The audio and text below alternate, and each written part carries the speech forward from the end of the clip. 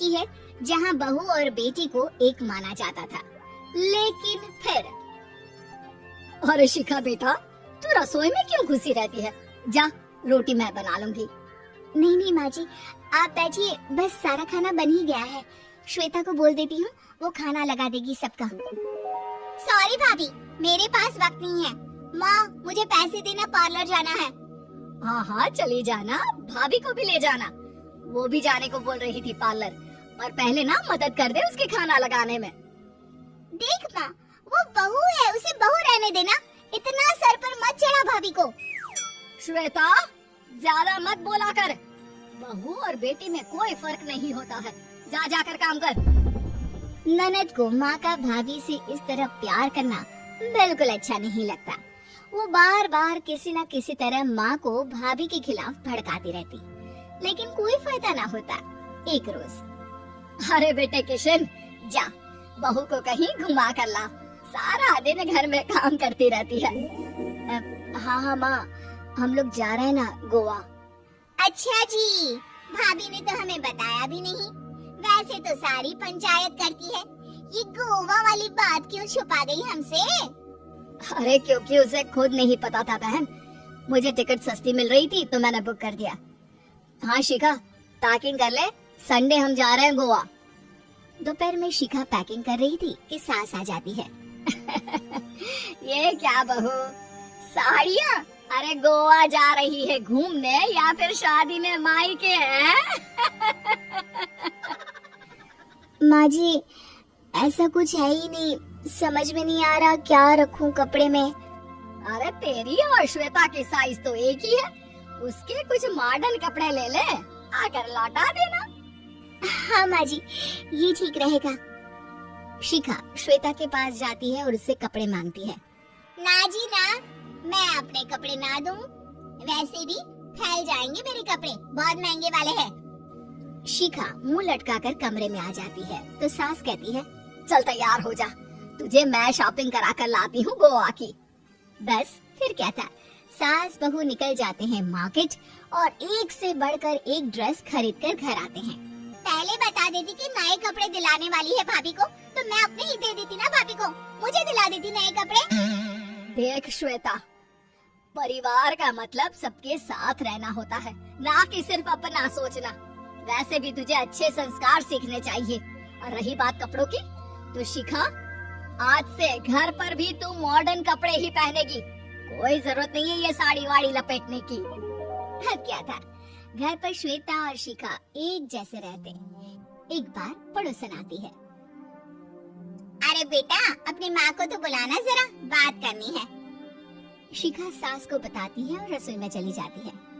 ये आपकी बेटी बहुत बड़ी हो गई है, इसके लिए एक रिश्ता है, कहो तो बता दूं। ये बेटी नहीं बहू है, घर में सब एक जैसा ही रहता है। वैसे मेरी बेटी भी बड़ी हो गई है, कोई रिश्ता हो तो जरूर बताना। पड़ोसन रिश्ता लेकर उन लोगों के घर आती है। तब श्वेता की होने वाली सास कहती है, तो ये घर है, कितने मंजिल का है? और ये बहू ने आपकी क्या पहन रखा है, जीन्स टॉप? अरे भाई, साड़ी वाड़ी नहीं है क्या इसके पास? देखिए, सर्दी है तो साड़ी में बहू कैसे मैनेज करती, वैसे पहनती है साड़ी भी। देखिए, हम लोग ठहरे पैसे वाले लोग, कोई कमी नहीं है हम लोगों के पास पैसों की, बहुत पैसे हैं, जमीन, नौकर, चाकर, कार, सब कुछ है, लेकिन घर में संस्कारी बहू चाहिए। समझ रही है ना आप? सास कुछ कहती कि श्वेता बोल पड़ती है, हाय रे, नौकर चाकर से लेकर जमीन, कार, पैसा, हाँ हाँ मुझे रिश्ता मंजूर है, मंजूर है मुझे। अरे रुक जा श्वेता, मैं बात कर रही हूँ ना। देखिए, हम लोगों के घर इतनी आजादी नहीं मिलेगी। अरे हाँ कर देना माँ, हाँ कर दे जल्दी से। सास क्या करती, बेटी की शादी ऐसे घर में कर देती है जहाँ ना उनके विचार मिलते हैं और ना ही आचार।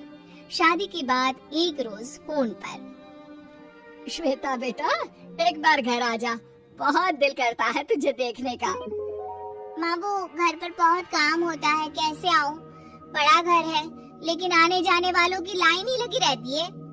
बेटा मैं तो जानती थी उस घर का हाल, लेकिन तू ही नहीं मान रही थी। माँ देख, हर घर का यही हाल है। तेरी बेटी को यहाँ घूंघट हटाने की परमिशन नहीं है और एक तरफ भाभी स्कर्ट पहनकर घूम रही है। बेटा मुझे क्या पता था कि मेरी बेटी को ससुराल के नाम पर पिंजरा मिल जाएगा। अच्छा माँ, फोन रखती हूँ, सास को गर्मा गर्म रोटी खिलानी है। तुम लोगों की तरह नहीं कि एक रोटी बनाओ, एक सब्जी बनाओ, फिर सारा दिन फ्री होकर घूमो। सास फोन तो रख देती है, लेकिन सोच में पड़ जाती है कि एक तरफ बेटी जिसे कोई आजादी नहीं, वहीं दूसरी तरफ बहू जिसे देखकर लगता ही नहीं कि उसकी शादी भी हुई है। अगले रोज, शिखा, अरे ओ शिखा। हाँ माँ, क्या हुआ? कुछ चाहिए आपको? मैं जिम जा रही थी। जिम के कपड़ों में बहू को देखकर सास को घूंघट में अपनी बेटी का ख्याल आता है। देख बहू, घर में बहू की तरह रहा कर। इतने टाइट कपड़े पहनकर जिम जाना पसंद नहीं मुझे। जा जाकर रोटी बना। रोटी? माँ अभी तो शाम के 6 बजे हैं, इस वक्त रोटी? अब क्या मेरे खाने पीने पर भी पहरा है? अरे जब मर्जी तब मैं अपने घर में खा भी नहीं सकती क्या? बहू को अजीब लगता है। वो समझ नहीं पाती कि जो सास कल तक इतनी सपोर्टिव थी, उन्हें अचानक से क्या हो गया। वो किचन में जाती है, गरम रोटी के साथ 2 तरह की सब्जी, रायता, सलाद सब लेकर सास के पास आती है। माँ जी, खाना। इतना सारा खाना? राक्षस समझा है क्या मुझे? रोटी मांगी थी मैंने गर्मा गर्म बस।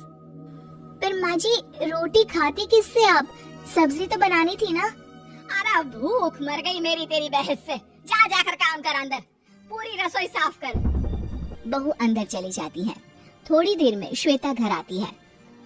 अरे शिखा, जल्दी से चाय ला, पकवान बना, मेरी बेटी आई है।